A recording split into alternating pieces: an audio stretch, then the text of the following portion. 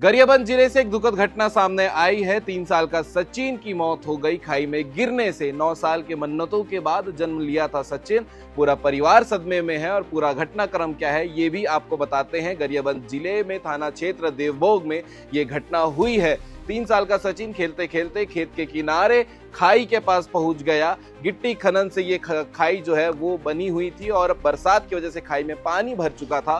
खेलते खेलते जब सचिन वहां पहुंचता है तो वो गिर जाता है और गिरने से उसकी मौत हो जाती है। पूरा परिवार सुबह से शाम तक खोजता है, फिर जो शव है वो तैरता हुआ खाई में मिलता है।